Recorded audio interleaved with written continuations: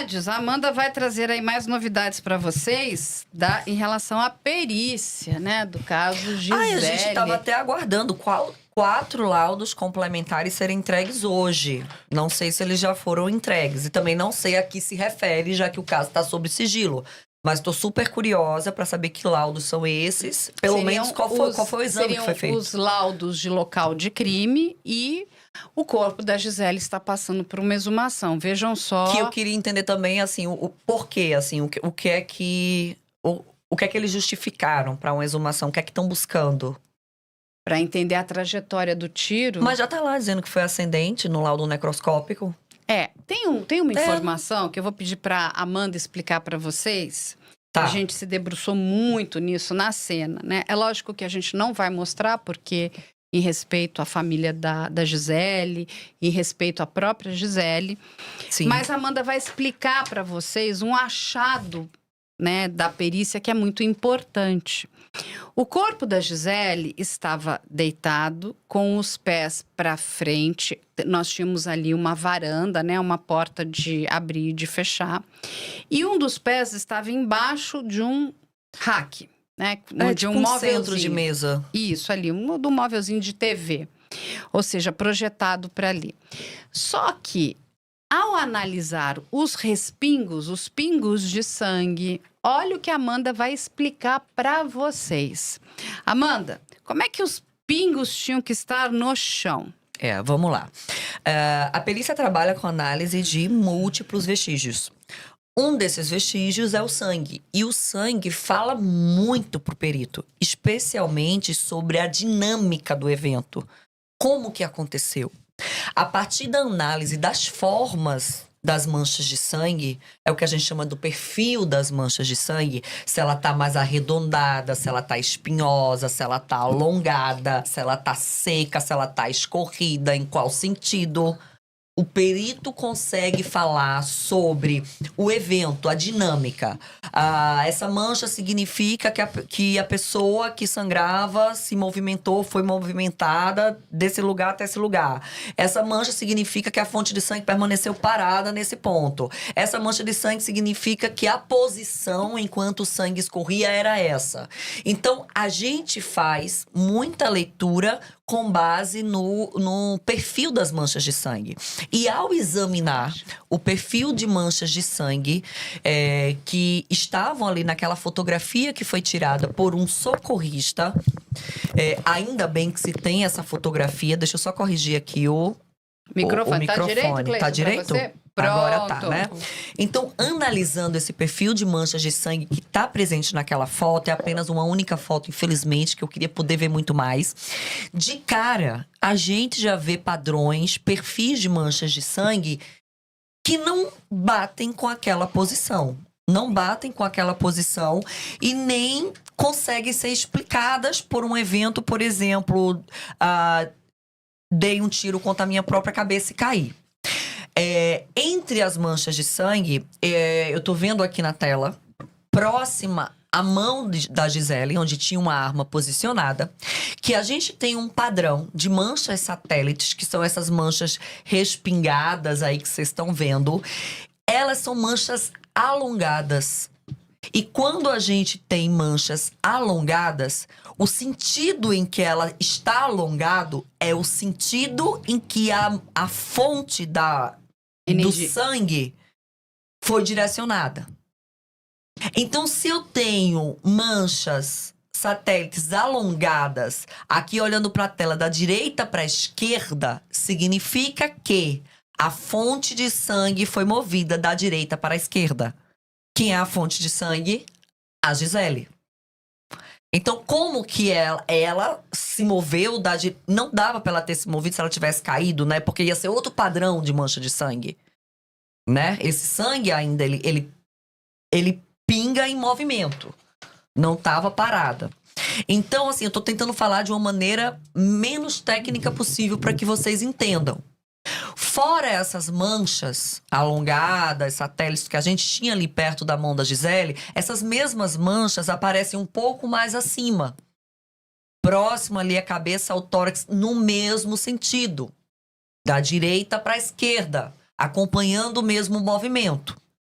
Quando a gente olha o tronco da Gisele, a gente vê manchas escorridas. E essas manchas escorridas, num padrão de escorrimento, não são compatíveis com a posição de descanso final do cadáver. E não explicam-se automaticamente com uma queda daquele cadáver. O cadáver deveria estar em outra posição enquanto sangrava, poderia estar sentado, poderia estar... Bom, não era unicamente levei o tiro, caí. Pelo menos uma das hipóteses, sentada enquanto sangrava e a mancha escorria. Se ela tivesse deitada com sangue escorrendo, a gente não teria ali naquele tórax aquele padrão de mancha. Que tá completamente projetado pro ombro dela. Tá escorrido em direção ao outro ombro. Assim, gente, pra vocês entenderem, ele não caiu aqui, né? Você deu um tiro, ele teria que estar caindo aqui para baixo. O sangue tá assim, ó, pra cá. Os respingos estão todos aqui, ó, deste ombro pra cá. Então, assim, é mais alguma coisa... É preciso explicar. Sempre que a gente faz uma análise de manchas de sangue, o mais precioso é que a gente tenha o mais próximo possível de fotografias a 90 graus. Essa fotografia foi tirada por um socorrista. Obviamente, ele não tinha um conhecimento técnico. Ela não é uma foto próxima de 90 graus. Mas ela já leva a gente a fazer questionamentos daquele padrão. Se a foto estivesse a 90 graus, a gente daria certeza. Como a foto não está a 90 graus, a gente pode falar, isso aqui não tá muito compatível, não. Isso aqui tá estranho. Isso aqui não é o esperado. Aparentemente. Isso aqui não é o esperado. Eu tendo a foto a 90 graus, é dizer, olha, isso aqui não é assim. Isso aqui tá errado. Do mesmo jeito que a gente tem que ver... se tinha respingos na mão dela também, se ela disparou, poderia ou não ter respingos, então isso também tem que ser visto. A gente teria que ver se havia sangue projetado em alguma parede, porque se de repente tiver, pode indicar que foi ali a posição em que ou ela deu o tiro, ou que o tiro foi dado contra ela.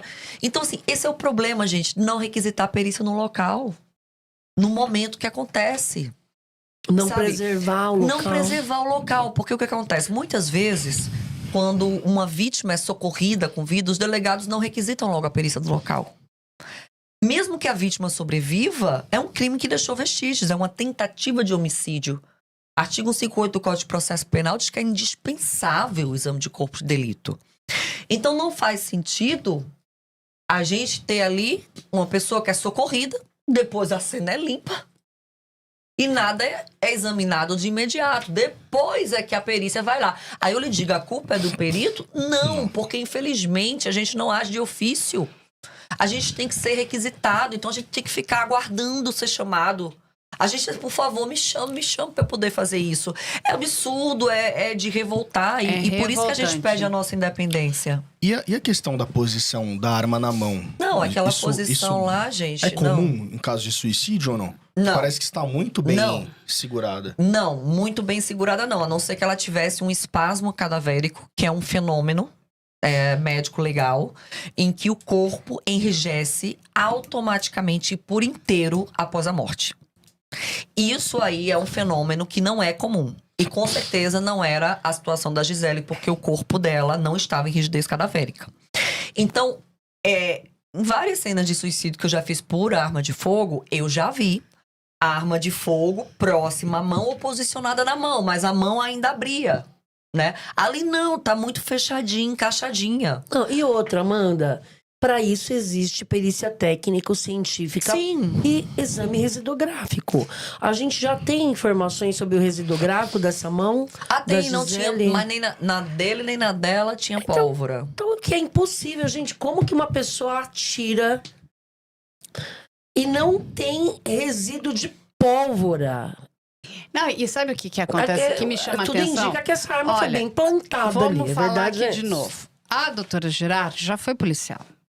E o tenente-coronel, que é o marido, né, da Gisele, que disse que estava pedindo a separação para ela, a informação da família é o contrário, é ela que estava tentando se separar desse homem.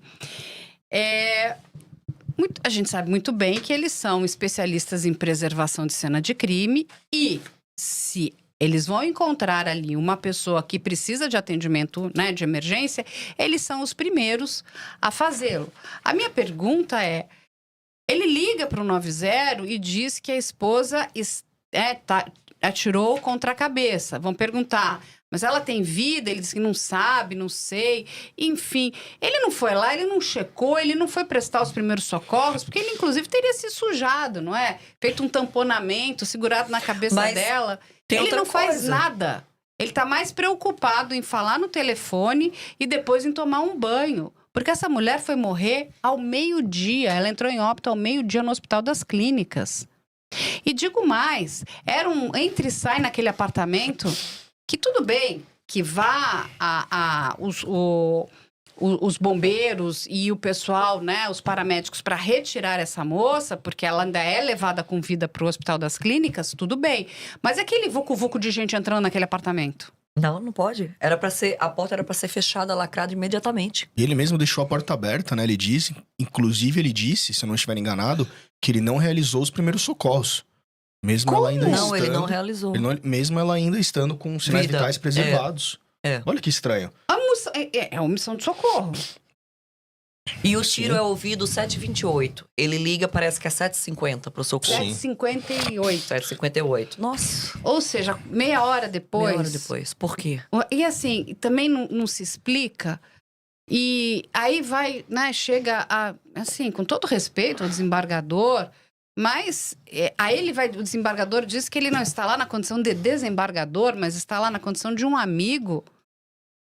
Mas assim, que amizade forte essa, né? Não deveria estar ali. Né? Quem deveria estar ali é a polícia civil, a polícia judiciária, a polícia militar preservando absolutamente tudo. E por que é que esse homem vai tomar um segundo banho?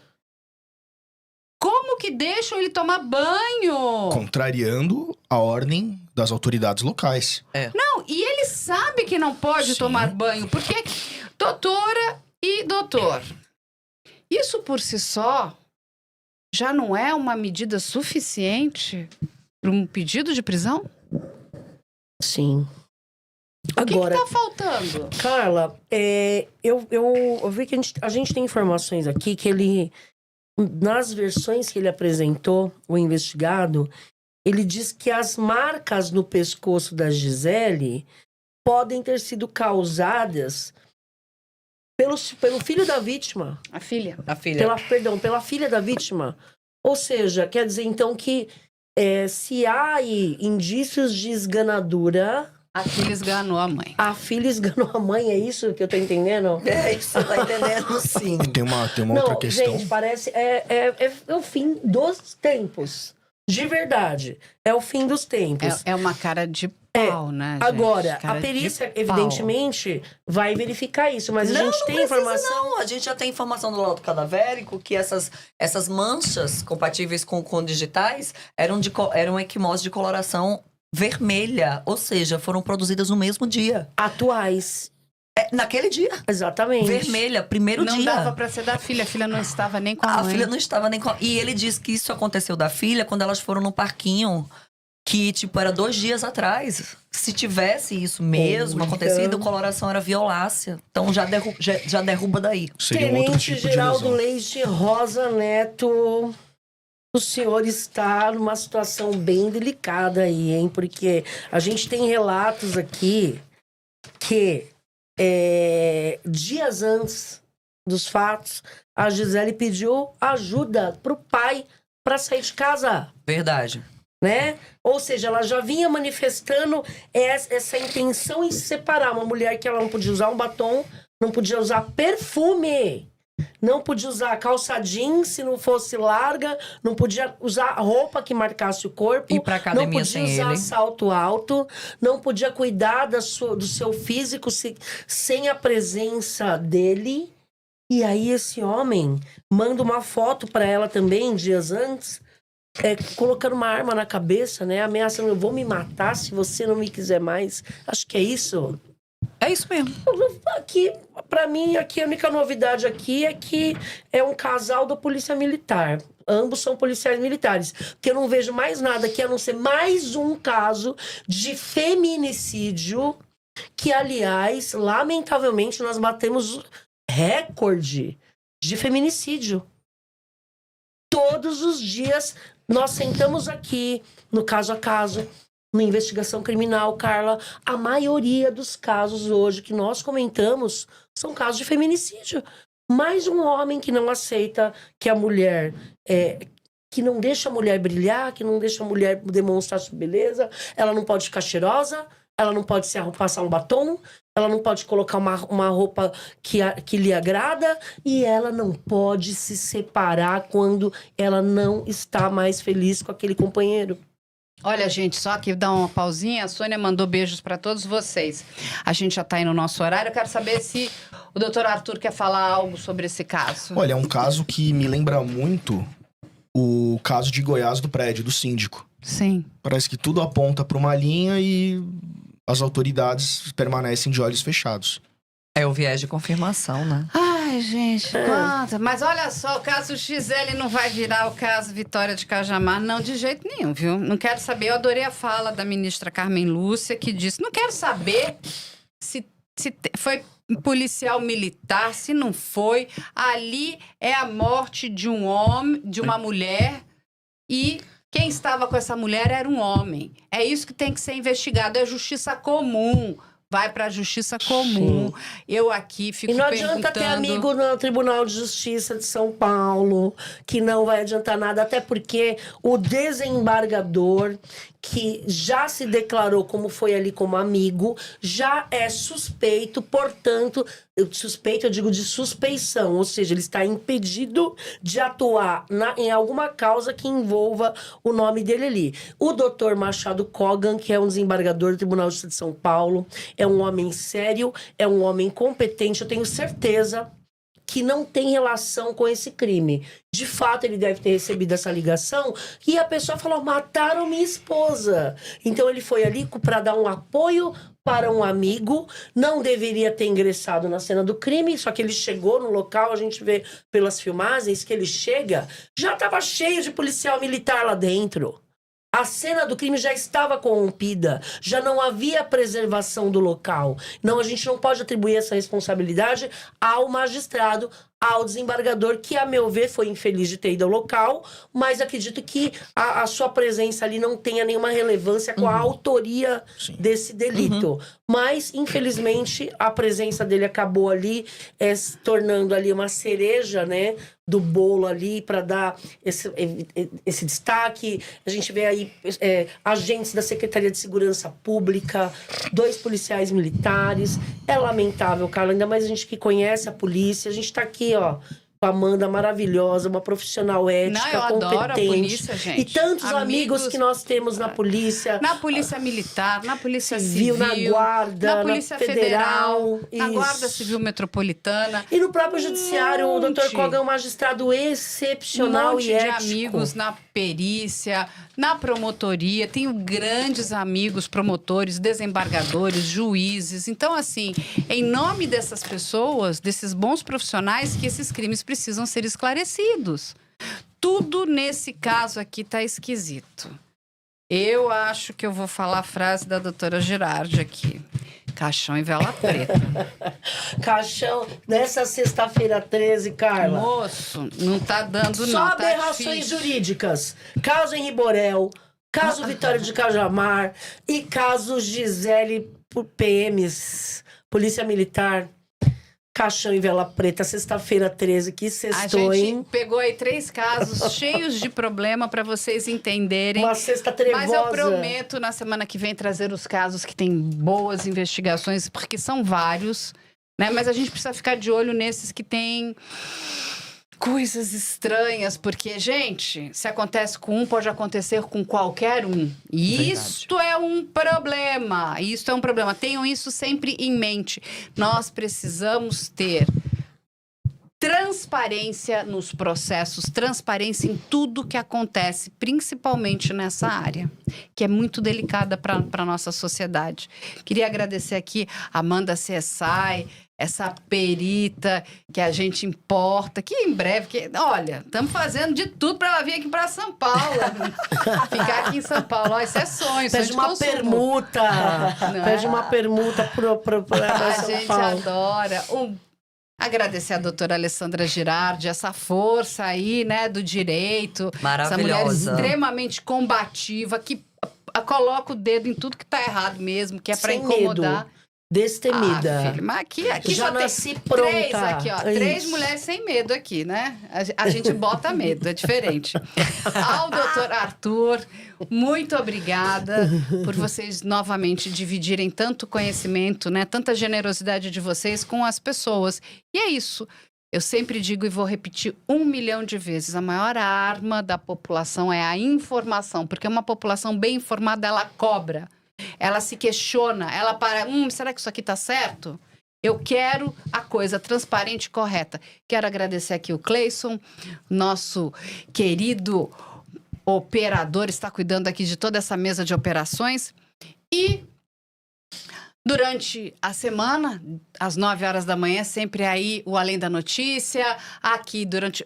Ele reprisa ao meio-dia, no final do dia, às 18 horas, a gente tem o Caso a Caso aqui. Ao longo do dia, um monte de coisa dos casos lá no Investigação Criminal. E, gente, estamos a uma semana do júri do Henri Borel. Estamos acompanhando tudo em tempo real. E vocês vão ter aí uma grande surpresa, vai ser um grande material que vocês vão receber, antes, inclusive, para quem quiser tirar mais dúvidas. E vamos, se acontecer o júri, como a doutora acredita que não, mas se acontecer, nós vamos estar ao vivo comentando tudo sobre o júri do caso Henri Borel. É isso, gente, se protejam e a gente se vê às 9 horas da manhã. Ó, e o arroba da doutora, por favor? Pessoal, vou deixar meu arroba aqui nessa sexta-feira 13. Pra quem não me segue lá no Insta, @alessandra.girardi. Esse Girardi é com J de janelas abertas, hein, pessoal? @alessandra.girardi. Me sigam lá. Manda um direct que eu vou interagir. Tamo junto, até a próxima. Obrigada, pessoal. Amanda, seu arroba? É isso, @amanda.csi.csi. Maravilhosa. Arthur Novaes, doutor Arthur Novaes. arturnovaes.adv. Cleison, quer deixar o seu também? Beijo. Sextou, pessoal. Até a Tchau, próxima. gente. Se cuidem. Se você gostou desse conteúdo nosso, achou relevante para você se informar cada vez mais, se inscreve no nosso canal. Todo dia uma programação de mais de 6 horas feita para você.